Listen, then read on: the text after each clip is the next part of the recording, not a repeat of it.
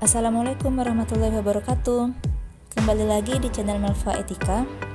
Sebelum kita masuk ke materi pembahasan, aku mau ngucapin terima kasih buat kalian yang sudah support aku dengan cara subscribe channel ini. Dan buat kalian yang baru bergabung di channel ini, terima kasih banyak. Semoga video-video ini dapat bermanfaat bagi kita semua. Dan jangan lupa untuk subscribe channel ini, like, komen, dan share ke sosial media yang kalian punya agar channel ini dapat berkembang dengan baik. Nah, di video kali ini kita akan membahas mengenai cara mengatur waktu.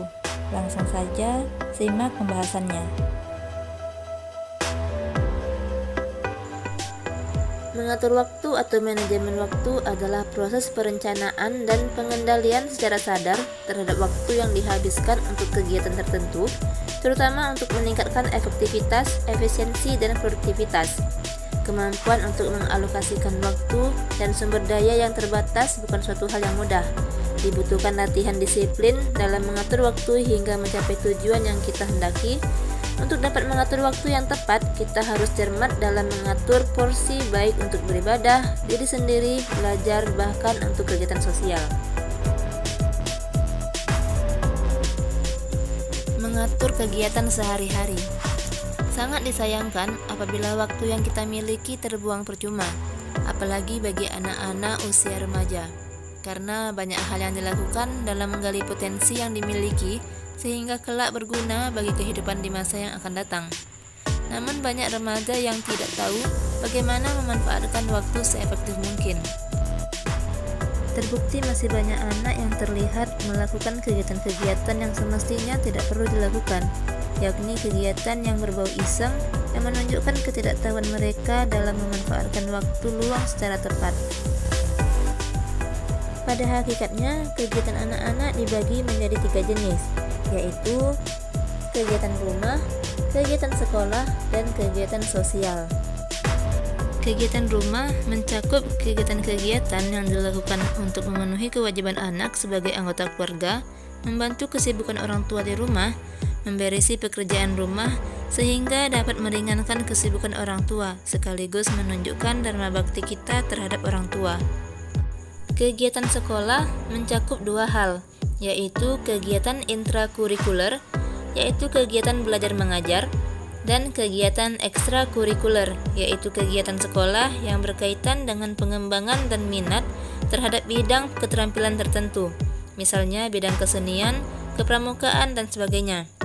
Di samping 2 kegiatan tersebut, masih terdapat 1 kegiatan sekolah yang harus diselesaikan oleh anak di luar jam pelajaran, yaitu berupa penyelesaian tugas-tugas yang diberikan oleh guru mata pelajaran tertentu, misalnya pemberian tugas pekerjaan rumah. Dan kegiatan sosial mencakup kegiatan yang berkaitan dengan pengembangan pribadi anak sebagai makhluk sosial. Kegiatan ini antara lain meliputi pergaulan anak dengan teman-temannya. Ketiga kegiatan tersebut perlu dijaga kelangsungannya dan jangan sampai antara kegiatan yang satu mengganggu kegiatan yang lain, sehingga semuanya bisa saling mendukung mewujudkan suatu keberhasilan anak, baik dalam status sebagai siswa maupun sebagai anggota keluarga dan masyarakat.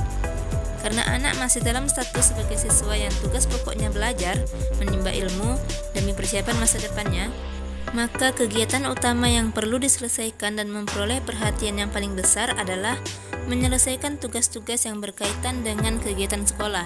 Dengan demikian, dalam pembuatan jadwal kegiatan sehari-hari, pembagian porsi waktu terbanyak adalah menyelesaikan kegiatan sekolah.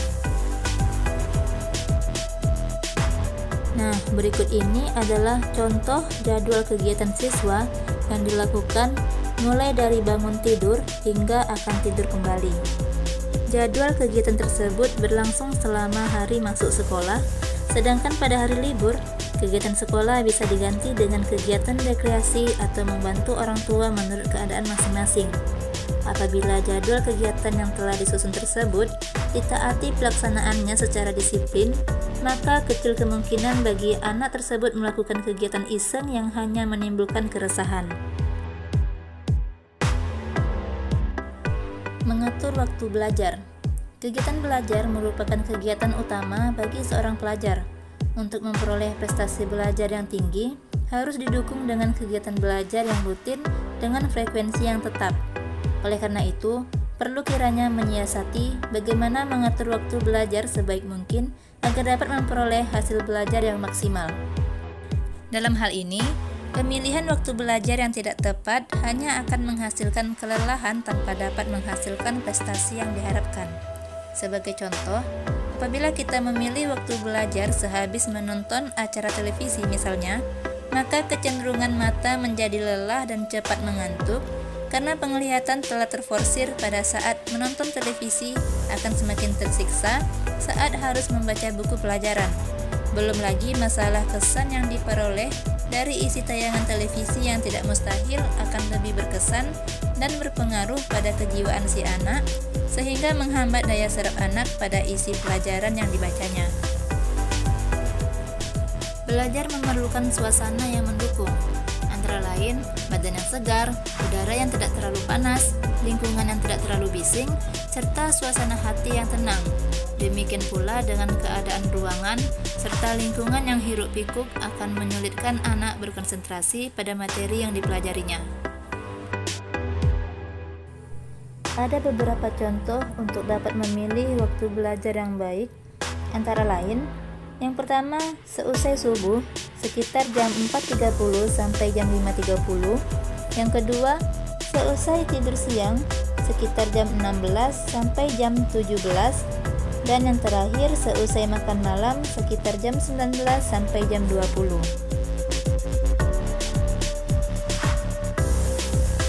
Berikut ini adalah kiat-kiat atau cara-cara bagaimana mengatur waktu yang baik. Yang pertama adalah tetapkan prioritas. Jika banyak yang harus dikerjakan, buatlah daftar apa yang harus dan yang akan dikerjakan. Lalu urutkan setiap tugas dalam urutan 1, 2, 3, dan seterusnya menurut tingkat urgensinya. Yang kedua adalah membuat estimasi waktu bekerja. Setiap pekerjaan pasti memiliki waktu yang berbeda-beda. Oleh karena itu, kerjakanlah pekerjaan tersebut dengan waktu yang baik dan semaksimal mungkin. Yang ketiga adalah jangan membebani diri dengan jadwal yang berlebihan. Lakukanlah perubahan untuk mencapai prestasi secara bertahap. Jika terlalu banyak yang harus dikerjakan, kita dapat menjadi bingung dengan jadwal tersebut. Oleh karena itu, jangan membebani diri dengan jadwal yang berlebihan. Itu sangat penting dalam membuat atau mengatur waktu yang baik. Yang keempat adalah luangkan waktu untuk membiasakan diri menjadi teratur. Menjadi teratur itu membutuhkan pembiasaan yang cukup lama. Oleh karena itu, lakukanlah pembiasaan diri sebaik mungkin agar dapat mencapai hasil belajar atau prestasi yang maksimal. Yang kelima adalah singkirkan hal yang mengganggu konsentrasi. Misalnya saja, pada saat belajar, sebaiknya kita tidak duduk di depan televisi atau keseringan bermain handphone. Karena dengan demikian, waktu yang telah kita atur dengan sedemikian rupa akan terbuang dengan sia-sia. Yang keenam adalah luangkan waktu untuk refreshing atau istirahat yang cukup. Hal ini akan membantu kita agar tetap sehat secara mental dan fisik, sehingga kegiatan yang sedang kita lakukan akan memperoleh hasil yang maksimal. Cara yang ketujuh adalah fokus pada hal yang sedang dikerjakan. Dan cara yang kedelapan adalah jangan menunda-nunda pekerjaan. Banyak orang yang menunda-nunda karena satu alasan. Mungkin tugas yang mereka hadapi terlalu sulit atau pekerjaan tersebut membuat stres. Apapun penyebabnya, menunda-nunda bisa menjadi kebiasaan buruk. Nah, berikut ini adalah manfaat dari kita mengatur waktu. Yang pertama, kita memiliki banyak waktu luang. Yang kedua, dapat menyelesaikan lebih banyak pekerjaan. Yang ketiga, mengurangi kemungkinan timbulnya masalah. Dan yang terakhir adalah mengurangi stres. Demikian penjelasan dari video ini. Semoga dapat bermanfaat bagi kita semua. Dan jangan lupa untuk subscribe channel ini like, komen, dan share ke semua sosial media yang kalian punya agar channel ini dapat berkembang dengan baik. Thank you for watching and see you on my next video. Assalamualaikum warahmatullahi wabarakatuh.